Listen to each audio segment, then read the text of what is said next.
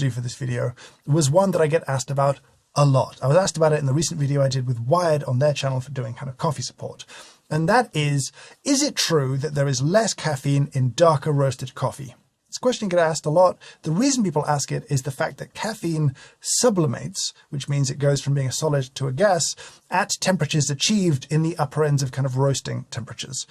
The idea is that as you roast a coffee dark, you're kind of driving caffeine out of the bean. It's sublimating out, and so dark roasts have less caffeine in them. I was always highly skeptical of this, but I wanted to test it. And so we took a coffee, one particular coffee, we did a sample roast of it to a kind of slightly underdeveloped, under-roasted way, a kind of normal roast, and then a dark roast into what's called second crack, which is a sort of stage in roasting that would be a measurement point for kind of darker roasts. You could go much darker than this, but I didn't really want to. Then we would take each of those three samples and brew them as a pour over to matching sort of extraction levels. Then we'd compare the caffeine, and the results were super, super interesting. Turns out the dark roast filter brew had the highest concentration of caffeine, and it was a pretty big difference. So the dark roast brew for matching extraction in terms of total solubles was 72 milligrams of caffeine per deciliter. The medium roast, the kind of traditional normal roast, had about 67.5 milligrams of caffeine in it, and the very light, slightly underdeveloped roast had 62 milligrams per deciliter of caffeine in it. So that's a pretty large swing there.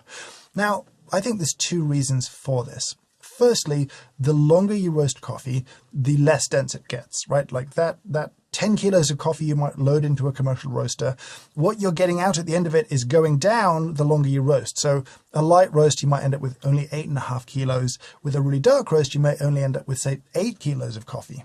Now, a lot of what goes away is moisture, but other stuff does essentially degrade and disappear out during the roasting process.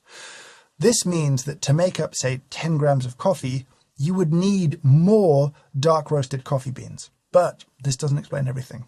Because actually, if you count how many dark roasted coffee beans we needed for 10 grams versus the medium roast versus the light, well, medium to dark, you needed about 7% on average more coffee beans to make up 10 grams of coffee. But we were seeing an increase in caffeine of around 8.5%. So it wasn't just that you needed more beans. That darker roasted coffee is more porous, it's less dense, and I think part of that means it's even easier to extract every scrap of caffeine that's in there. Conversely, that drop in caffeine that we saw with the under-roasted coffee meant that it might just be harder to get the caffeine out from a much denser, less roasted coffee bean, as well as you just need less beans to make up your dose of coffee that you're going to start with. This I thought was super interesting, and it kind of goes with my own experience and my own kind of theories coming into this. So I was kind of pleased to be proved right, but I definitely didn't expect the swing that we saw from light to medium to dark in terms of total concentration. A highlight of the video for me, a highlight of the testing. Now, one thing I do want to acknowledge at this point is that you'll see different numbers at different times for kind of the same brew method, right? You'll see a pour over that seems to yield 65 or 70 milligrams in one case, and a pour over, same recipe, that yields, say, 80 milligrams per deciliter in another place.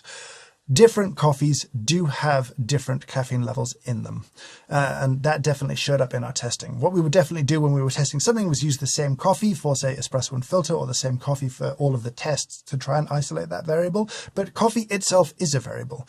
Generally, when we saw sort of Ethiopian coffees used, they seem to have fractionally less caffeine than other coffees we used.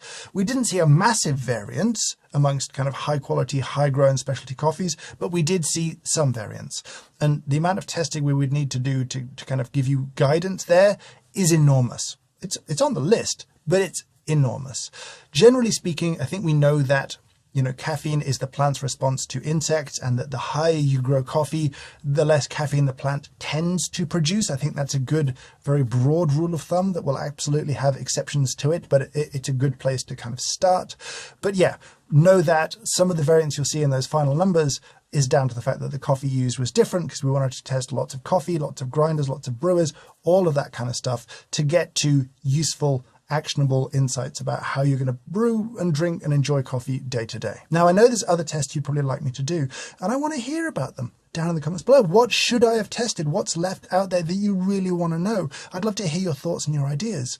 And even if you don't have an idea, let me know which of these tests was the most interesting or relevant to you, which was the biggest surprise. I have really enjoyed this video. This has been a massive learning experience for me. I've definitely been humbled by it. I've been inspired by it. It's been a ton of fun, and I hope it is very useful and interesting to you. But for now, I will say thank you so much for watching, and I hope you have a great day.